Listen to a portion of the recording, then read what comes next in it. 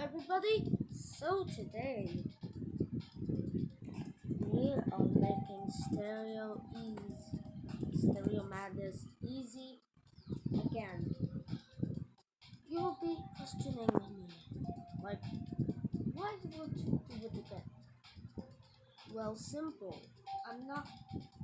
I'm making it even easier than before. Than stereo easiness. It's stereo easiness.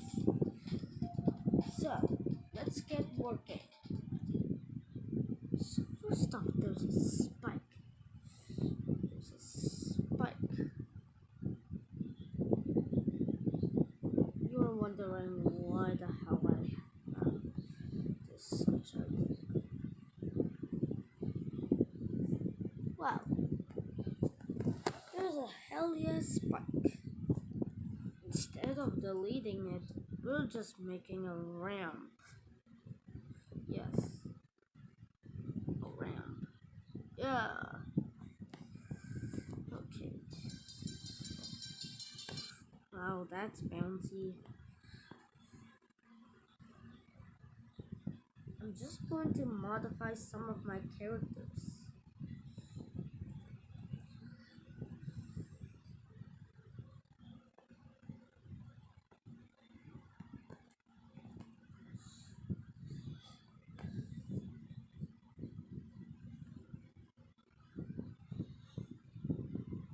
So, I think I should remodel my mech dash.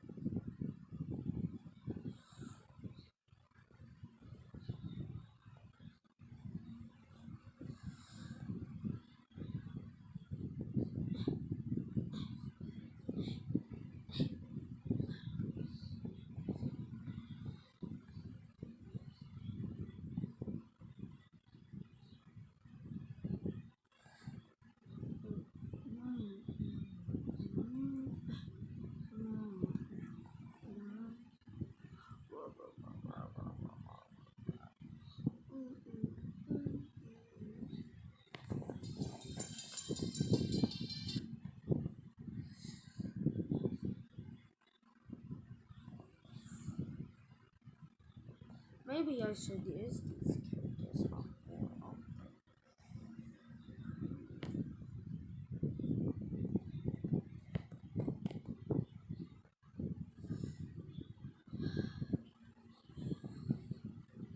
You already know when. Um,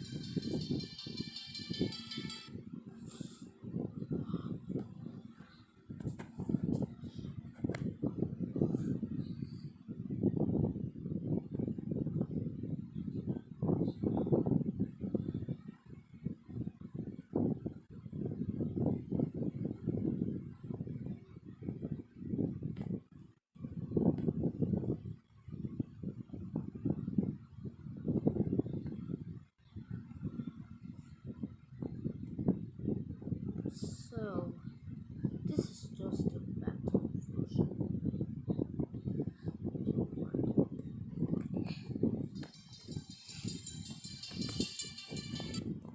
Oh, so you die, and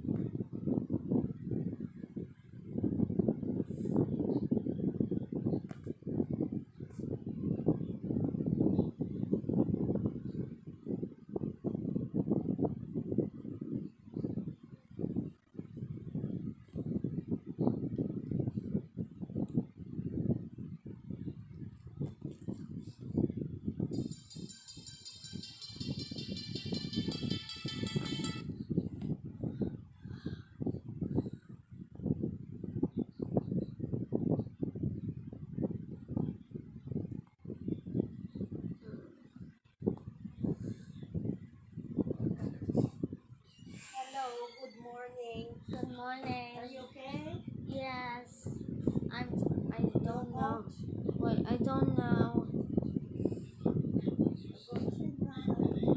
What is the inside? I outside. What?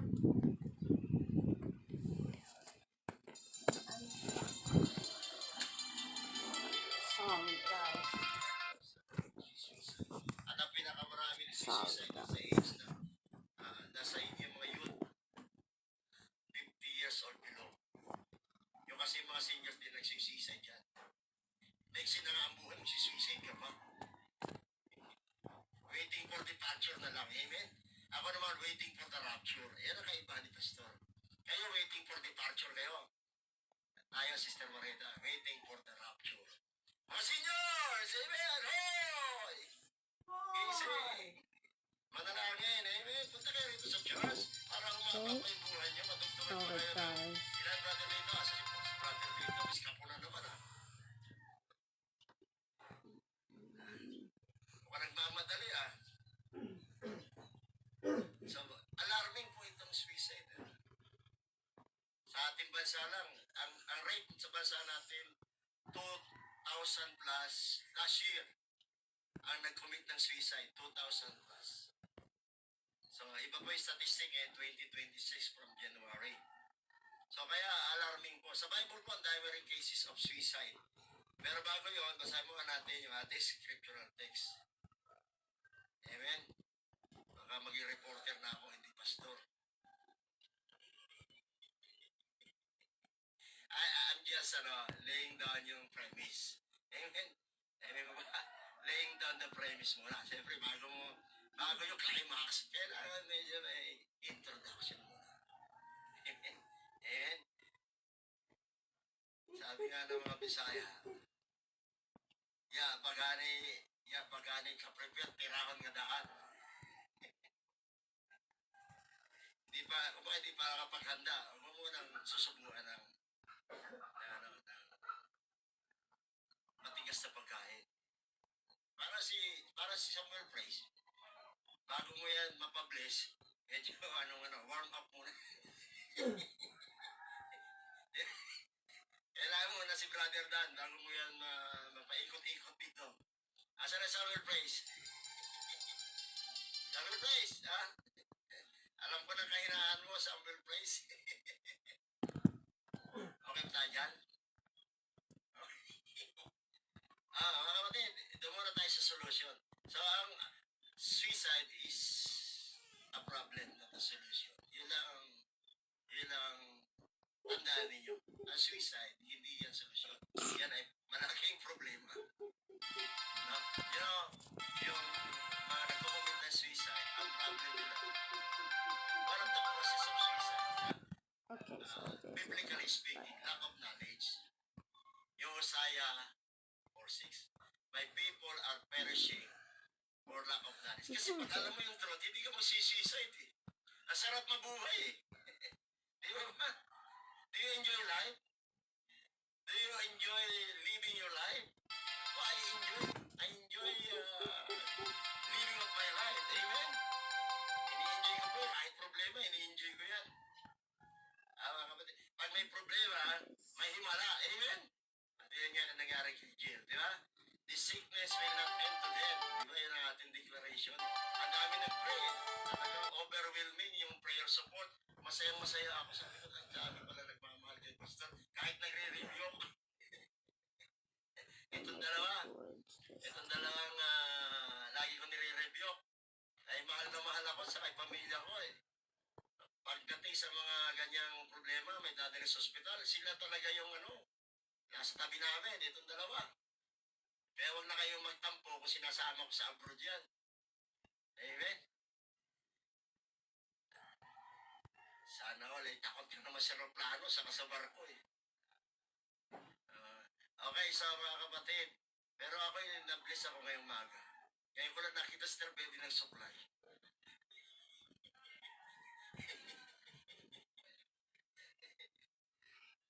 So mga kapatid, enjoy your life, ha? So, suicide is a problem. It's not a solution. Laging yung lalagay sa isip yan. At saka suicide is not of God. Suicide is of the devil. John 10:10, sabi ron, di ba? The thief comes not but to steal, to kill, and to destroy. Ang pumapatay po, hindi Diyos. Ang nagdi-destroy ng creation of God, yung enemy of God, the devil. Di ba? Sabi ng John 10:10, the thief comes not but to steal, to kill, and to destroy. Sino ba pumapatay? Sino ba ang sumisira ng buhay? Sino ba nagnanakaw ng buhay? Si Satan, the devil. But Jesus said, I have come that you may have life and have it more abundantly. Jesus Christ comes to give us life. Amen? Abundant life. Soul life. Kaya sabi ni Jesus, come unto me, sabi sa Matthew 11:28. Ito po ay familiar sa atin itong verse na to. At minimeditate rin po ito pag nakaranas ako ng mabigat na puso ko. Lumapit lamang tayo sa ating Panginoong Jesus. Come to me. Jesus said, come to me. Lumapit kayo sa akin. So, Jesus is the solution. Amen? Jesus is the solution. The best solutions to our problem. Come to me, Jesus said. All you who are weary and burdened. Sabi sa ibang translation, all you who are heavily burdened. Lumapit kayo sa akin, kayong lahat na lubhang nahihirapan. Bibigyan ko kayo ng kapahingahan. Amen? Hindi po rest and peace yung para ako ni Lord yan, ha? Yung kapahingahan. Amen? Na wala pong kalapit na sumpa. Mga kapatid. Yung iba kasi ang kaya nagko-commit ng suicide, ang lies and deception of the devil sa kanila. Pag nagpakamatay sila, wala na silang mararamdamang sakit, wala nang problema. No, amen. That is a big lie. Pag nagpakamatay ay isang tao, ang kanyang kaluluwa ay dire-diretso sa dagat-dagatang apoy ng impyerno. And you will regret committing suicide eternally. Dahil nandun ka na sa dagat-dagatang apoy ng impyerno. Kaya, even in your imagination, wag po ninyong entertaining yung ulong ng Diablo na makamatay ka na lang, matapos na yung problema mo. Like yung, halimbawa, iniwan ng asawa, papatayin muna yung mga anak. Patayin, namumuto na, walang pagkain, tapos papatayin din siya. Mass suicide. Hindi po solusyon ang suicide, ha, mga kapatid. I rebuke you in the mighty name of Jesus. That's lie and deception of the devil. So, sabi po na ating Panginoon Yesus sa Psalms 34, beginning verse 18 until verse 19, the Lord is close to the brokenhearted and saves those who are crushed in spirit. The righteous person may have many troubles, but the Lord delivers him from them all. So, God is going to deliver us from all our troubles. Amen? Walang pagsubok, mga kapatid, na hindi natin kayang pagtagumpayan. Walang problema na walang solusyon, mga kapatid. The truth is, God is the solution of all problems. Before problems comes, God has already provided solutions. Di ba? Sa alin bang nauna? Problema o solusyon? Solution. In the beginning, God di ba? God is the solution. So, solution muna. In the beginning, God created lahat ng needs ng tao. O ano pa po problemahin mo? You know, problems enters the world when man fell into sin. Doon lang po pumasok ang problema. Wala naman talaga tayo dapat problema eh. Dapat nandun tayo sa paradise, di ba? Nag-i-enjoy tayo sa presence of God. When problems enters the world, I'm just gonna test. when man fell into sin. So, the problem is sin. Mga kapatid. Kaya, every problem has a solution. Don't give up, mga kapatid. Tandaan natin yan. God is the solution to all problems. Jesus is the answer to all crisis. Jesus is the answer to all crisis. So yan mga kapatid, yan po yung ating tatalakayin. Example of suicide in the Bible, Judas Iscariot. Yan po yung isa sa mga after betraying Jesus for 30 pieces of silver, Jesus felt deep remorse.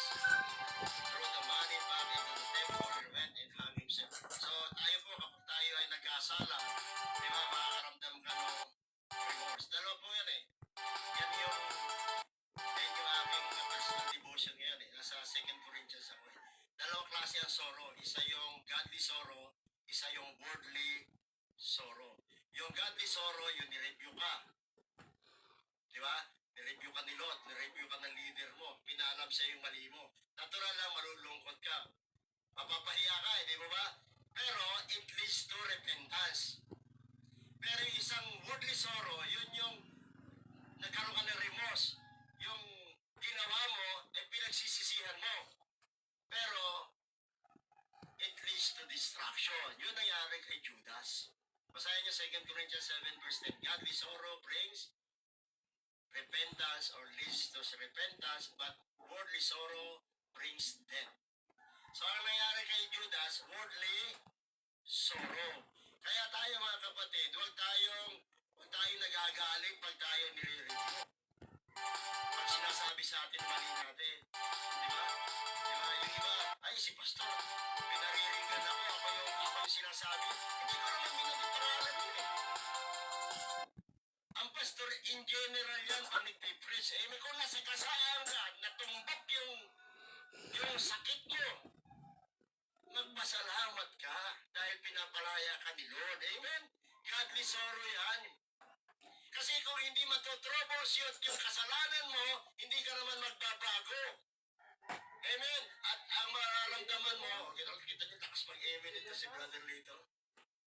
Another bottle for the Mararamdaman mo ay day. worldly sorrow pag nag-feel ka na, pag ang dami na naapektuhan nung kasalanan mo, like Judas. Sabi niya, sobra akong makasalanan kasi binitray ko yung master ko na napakabait. Ginawa pa akong disipulo, ginawa pa akong treasurer. Pero pinagkanulo ko, so hindi niya ma-overcome yung remorse. So he killed himself, he hung himself. So yan po yan, yung his ni Judas, worldly sorrow. So kaya ako, nagpapasalamat ako pag mayroong nagtutuwid sa akin, hindi ako nagagalit. Bakit? Kasi para sa akin, godly sorrow yung dinudulot doon. Mag-lead sa akin sa repentance, sa transformation. Amen? Amen ba? Kaya salamat sa Panginoon, kahit na si Pastor nag-review, marami pa rin nagpe-pray kay Pastor. Amen bro. Alam mo ito rin nagmamahal sa inyo. Yung papansinin yung mali mo. Hindi lahat, sabi ko nga, yung likurang bahagi ng ating katawan, hindi natin nakikita yan. Pag may pumansin, lalo na yung mga totoong kaibigan, maniwala ka, makinig ka. Amen? Huwag ka nagagalit. Yun ang totoo nagmamahal sa'yo. Yung pinondola ka lang. Lahat magaganda sinasabi sa'yo, iyan ang fake friends. Bakit? Bakit, Brother Dan? Yung... Oh, tablet. At paano pa malalaman ang tunay mong friend? Yung pag may sakit ka, nasa tabi mo. At lalo-lalo na, tumutulong. Nagsishare ng assistance. Amen? Hindi puro comforting words lang. May comforting may comforting financial assistance. Alam niyo, kahit di ka magsalita, pagka nag-offer ka, comforted yun. May pinagdaraan. Salamat sa Panginoon. Si Jill ay daming mga comforting financial assistance, di ba Jill? Pagpasok pa sa hospital, meron na. Saka nakakita na iba na mga problema pa kung saan pumapambayad. You can choose any path. Okay mga kapatid. You can choose any path. Ito cases na suicide sa Bible eh. Si Saul, natalo sa labanan, di ba? Napatay si Jonathan, tapos feeling niya siya ay mahuhuli na rin. So sabi niya sa kanyang armor bearer, tayo mo na rin ako. Pero hindi ginawa ng armor bearer. So si Saul nagpakamatay. Ito mga kapatid. Itayag mo! Kasi Hindi ko basi. yung iba naman nagsympathize na hawa rin, nagpakamatay. May transference yan. of the Spirit. If you do not know the truth, Ha? yung armor bearer ni Saul, nagpakamatay din. Nagsympathize lang sa kanyang armor. Maanginan mo kung isi. So mga kapatid, ito, beware din ha. Yung tayo nanonood ng mga cases na mga kaya suicide, at hindi ka naman spiritually prepared. Or hindi ka spiritually, tawag doon, yung fortified, hindi matibay spiritual mo. Hindi mo napapansin, sumasalin sa iyo yung spirit of suicide. Hanggang isang araw, nag-iisip ka na rin ng suicide. Dahil nga, hindi ka naman, hindi ka, kumbaga, worthy na magbigay ng counsel, di ba kayong mga psychometrician, yan ang trabaho nyo. Ika-counsel kayo sa may mga problem, tulad si Brother Dan, lalo na mga call center, employees. Ina-counsel, at dami dyan, mga depressed, di ba, Brother Dan? Siguro may na-encounter ka na ganyang case na nag-iisip mag-commit ng suicide. Sorry, guys. So, ngayon, buti na lang itong dalawa, Christian. Elijah, you know I'm recording. Papasok sa'yo yan. Hanggang isang araw, ikaw na pala yung victim. So, yan yung armor bearer ni Saul. Mga kapatid. Nakopya ko ba? Ayun. Saul's armor bearer, seeing that King Saul was already dead, his armor bearer also fell on his own sword and died with it. So, ang tawag doon? Simpatya. Gumaya lang. Ang daming gagayahin, suicide pa. Nalungkot lang. Si Ahithophel. Okay, so. 2 Samuel 17:23. Ito yung hindi naman pinansin yung kanyang advisor siya ni David. Ignore siya. Nag-suicide. Yung babae, hindi ka na pinapansin. Papa, why you keep lying to Elijah? You just don't want to give him. You just don't want. It's behind Papa. It's behind Papa. Nalagpasan ng pansit eh. Kaya naunahan na si Aaron. Wala ka bang napapansin? Di mo ba napapansin? Napapansin na siya sa papapansin. Nag-i-enjoy naman kayo. Amen? So si Ahithophel, basahin nyo na lang. Si Zimri, hindi ko pa napapag-aralan itong mga Bible characters na ito, yung mga minor, no? Zimri, when the Israelites commander, ito pa na ano ko na ito, na-research ko na sa Google ko. When the Israelites commander, great king saw that the city of Persia was captured by rival Omri, he retreated into the citadel. So parang din ito si Saul, defeat. Hindi na overcome yung defeat, pakamatay rin. Si Abimelech, after a woman dropped a heavy milestone on his head, binagsakan daw ng pato sa ulo. Nabasag yung bungo. So, yun, di pa siya patay, sabi niya sa kanya, armor-bearer. Patayin mo na rin ako. Kaysa naman, patay ako. Flip-flop. Flip-flop. Si Samson, or the Samson, parang medyo positive pa yung suicide niya, pero as negative pa rin. Di ba, si Samson, alam natin kwento, yung mata niya, guts out, tinanggal yung mata niya. Kaya sabi niya kay Lord, para makarevenge ako sa mga kaaway na ito, lagay mo yung aking kamay sa pader. So, suicide din po yun, suicide din. Yun po ay discourage yun. Hindi niya nagagaya si Samson. Hindi kayo si Samson. Maraming kayo kay Samson. May discourage din yung way ni Samson na maghiganti sa mga kaaway. Reasons why many people commit suicide. Number 1 is deep hopelessness. Talagang malalim na kawalan ng pag-asa. Despair. Ano ba yung despair? Kabiguan. Talagang matinding kabiguan. Yung feeling that no one cares you, nothing will ever change. Parang wala nagbabago sa buhay ko. Paulit-ulit na lang. Nagsawa ka na sa buhay mo. There's no way out. Wala na yata pag-asa. Pauna ako sa yung iba, may cases na nabuo sa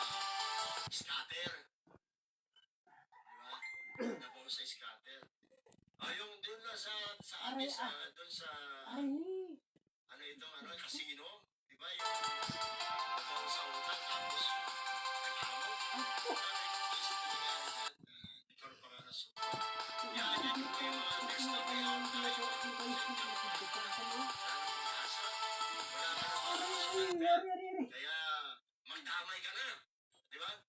Di ba? Kaya ngayon di ba ngayon ay may mga drills na ngayon sa mga school kasi nga yung violence niya. Hindi lang po sa Pilipinas, ha? Worldwide po. Kaya, talagang mapanganib yung panahon natin ngayon, no? Kahapon nga, nag-golf ako, mga kalaro ko. Nag-iisa lang naman ako, kaya nag-join na lang ako doon sa mga PNP officials, mga major problem.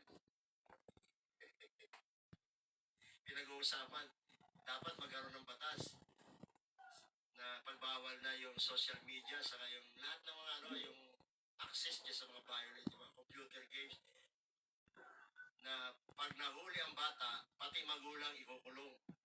Unbailable. Oo, ano man.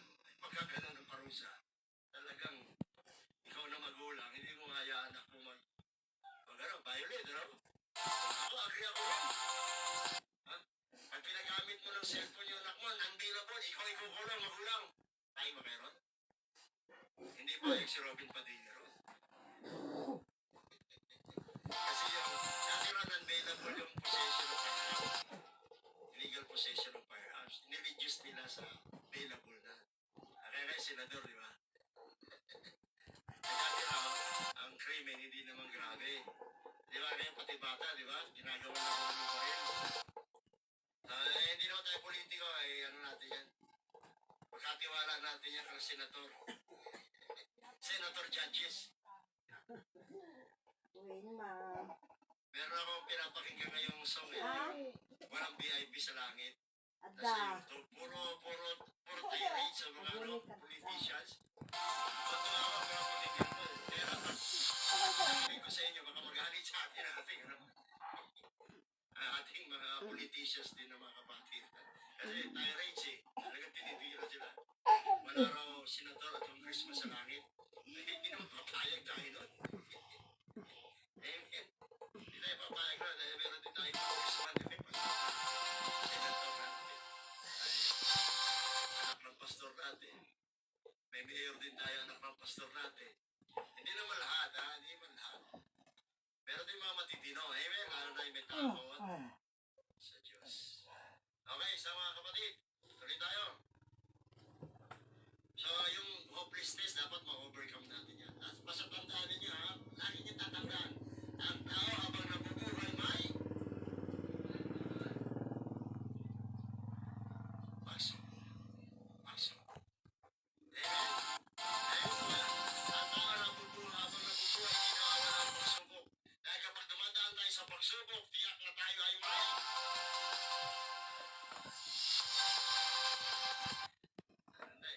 Okay. ang dami na sagot, isa lang. May solusyon. Lahat ng pagsubok, meron niyang way out. Amen? Ayun po ba? At sa lahat ng pagsubok, sino ang solusyon?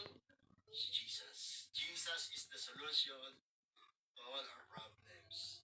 So, yun mga kapatid. Sabi po na Psalm 42 verse 11, even godly people cry kahit ang mga maka-Diyos umiiyak din. Lahat naman, wala namang tao na hindi nakakaranas sa problema Amen? Pero para sa akin, pag may problema, may pera. Pag may problema, amen, may revival. Bakit? Ang tendency ng tao pag may problema, diba? Lalapit tayo kay Lord. Come unto me. So revival, except lang yung mga walang faith. Walang faith, sige. The enemy whispers you're alone. You have no future. Just give up. So, you commit suicide. Wag mo ninyo entertain niyo. Overwhelming heavy burdens. Yan, yung sobrang bigat daw ng problema. Grief, financial ruins, shame, humiliation, abuse, failure. Yung iba nga, yun daw sa Sambuanga, bumabala yung grade honor student. Diba? isa sa mga sinisilip yun na dahilan. Bumaba ng grade, naghahabol lang daw yun ng grades, ay mahigpit yata yung professor, isang member ng LGBT. So, nag-amok. I don't know kung ano yung, hindi pa matapos yung investigation. Marami, pero si Roblox yung sinisisi, dahil daw sa panonood nung yung nihilistic na mga computer games. Dami dami. Sabi naman dahil sa negligent daw ng parents dun sa pag-handle ng firearms. Dami mga sinisilip. Pero isa lang ang nakita natin nung hindi magandang nangyari. Ang daming pinatay at nag-suicide pa. So, nag-create ng maraming problems. Pati tayo ang namang problema. 1, 2. Kaya nga, suicide is not a solution. It's a problem. It creates more problems. So don't entertain. May mga suicide na tumatanong na ng ngayon linggo na tumatanong sa building. Di ba? Yung mga, siguro, yung mga broken hearted, ano? So, mga kapatid, kaya nga, bantayan natin yung ating mga anak kung kayo may mga anak. May mga ano yan, di ba, Brother Dan, yung symptoms. Yung may mga signs yan na ang isang bata, isang tao ay about to commit suicide. Hindi ako authority mag-share dyan. One time invite ko itong dalawang mag-share. Siguro, tayo, iba naman yung ating way ng pag-aaral. Q&A naman. Pwede kayong magpato ng tanong, sasagutin ng ating mga, parang parang sa TV. At sa Manila Hotel natin gagawin. Amen. Po ba? Sa panaginip. Pero amen. Praise the Lord. Yung parang sa television, kasi mag-invite ka ng mga authority na mag-discuss. Ako hindi pa ako authority. Ano lang sa akin, yung biblical aspect. So, yan, pag sobrang bigat na, ako po hindi ko po sa, minsan ako pinagsasabihan ng pamilya ko, pati naman pamilya mo, hinihiya mo kung nagpipreach ka eh. So, I'm sorry mga kapatid, hindi po po sa BI. Gusto ko ay magbago yung sitwasyon. Amen, magbago ang puso. Kaya kahit anak ko, nire-review ko sa kahit kayo, minsan, di ba, nabanggit dito kanina. Sabi nga brother dito, nag-reklamo sa akin. Sabi ron mga anak niya, Papa, sikat ka na sa Facebook. Ay, sana mo na maayos ka. Ako po, ang aking policy is transparency. Kahit ako, pwede niyo ako i-review. Mga kapatid, wala po kaming tinatago. Isa na po nakita ko yung kapatid ko namatay na 4 yung asawa. Lahat po ng anak, under curse. Awang-awa ako. Kung humihingi pa ng tulong sa akin, financially, sabi ko, retired na si pastor eh. Ano na rin ako, obigayni. Hindi na ako katulad nung dati na pwede ako mag-extend ng financial assistance. Yun lang kapatid kong isa, yung kapatid kong pulis. Sabi ng misis ko, ano ba naman pa? Hindi pa ayos yung claims, yung benefits hanggang ngayon. Ikaw na nagpaaral kapatid mo mula elementary. Pati ba naman mga anak, ikaw pa rin nagpaaral. Kasi may sa akin ang profession ko. Ayaw misis ko, kaya sa akin yun, kahapon ba yun man, isang araw, doon sa SM San Lazaro, meron doon mag-ina, yung nanay napakataba. Tapos may dalawang mga malulusog din, pero madudungis. Pwede po makahingi ng bariya, pamasahin namin. Ay ako po, kahit na sabi ko sa inyo, kahit nang i-scam, naaawa ako, mahirap din mag-scam eh. Sige nga, ikaw pumunta sa SM San Lazaro, magdungis-dungisan ka doon at maghingi ka kung kaya mo. Mahirap din yun. Mahirap din manloko, kaya binibless ko rin kahit yung mga manloloko. Tukot ako. Sabi siya, ako ba naman eh, ano lang yan. Mahirap din mga scam. Pagpalain natin mga scammer. Binigyan mo rin eh. Mahirap din po yan eh. Di ba? Subukan mo at punta ka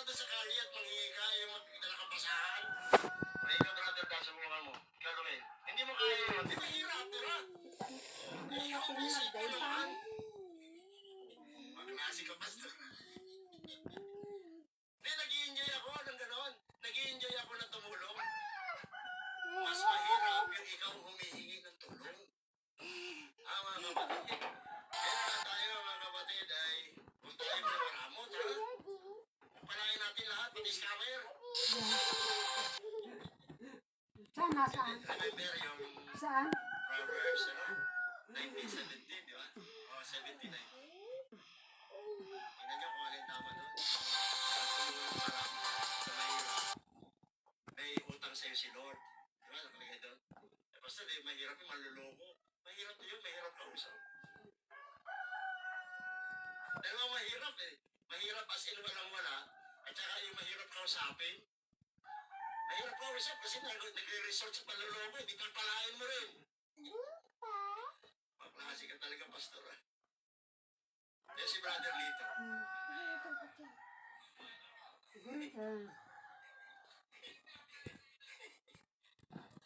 Kahit mahirap kausap Kaya yan, pa yung pinagpapahanap yan. isip. Yung isip. Let me What is try. that you can Elijah? Sa tayo. I think Elijah destroyed it. Feeling isolated, yan ang love yan. No. Ito yung mga puso mo. Yan tawag natin puso. Let me ask Dad. Ha? Let me ask Dad. Nagmamahal. What if I go from here? Ask mo daddy. Wala na pumapansin sa akin. Hindi na ako binabati ni Pastor. Papatulungan na lang. Feeling isolated. Feeling unloved. No one understands me. I am invisible. I am God. No one will miss me. Yan. Kaya, goodbye earth. Goodbye world. Ayan, huwag kayong magpapadaya. Ha? I am worthless. Yan yung mga...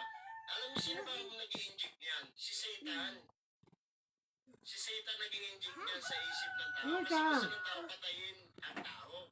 Destroy yung creation of God. Wala siya nakaka-get even kay God eh. Hindi niya magantihan ng Diyos dahil Diyos yan eh. Pero pag dinidestroy niya yung creation, pumaparak po si Satanas. Kaya nga, di ba, siya nataga ako sa palulo sa impyerno. Okay, so mga kapatid, Satan attacks the mind, emotions, and home. Okay, now we can get back to There's no way this. out. Yan ang bulungan niya. Wala nang pag-asa. Katulad dito mga senators natin, ako, yari ka, plunder ka.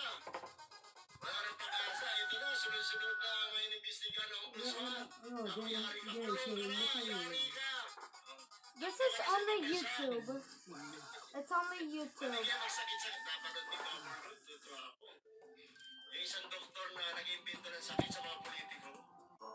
Dok, may kaso ako eh. Yan kita ng sakit. Meron ka. Matnag dita May Elijah. problem. Lagyan natin.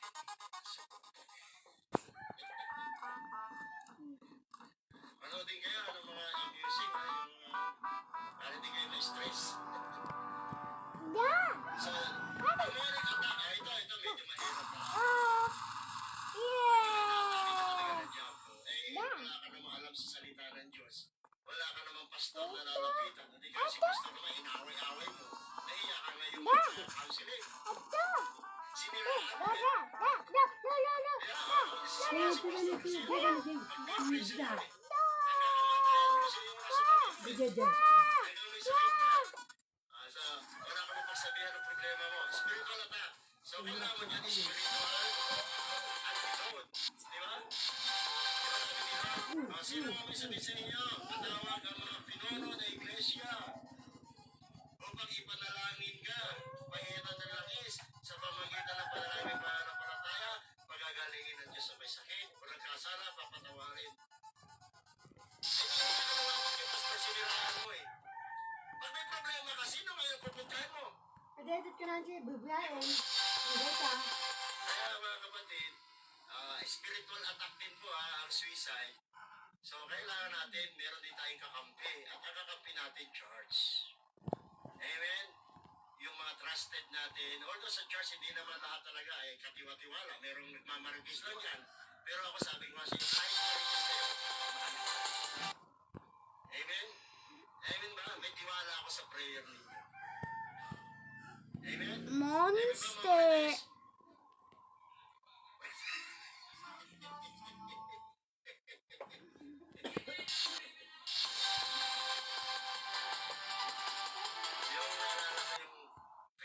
pastor mo nung kinuha. Cartoon Zoo, Tapos guys. si Noah, Bye Noah ba yun? bye.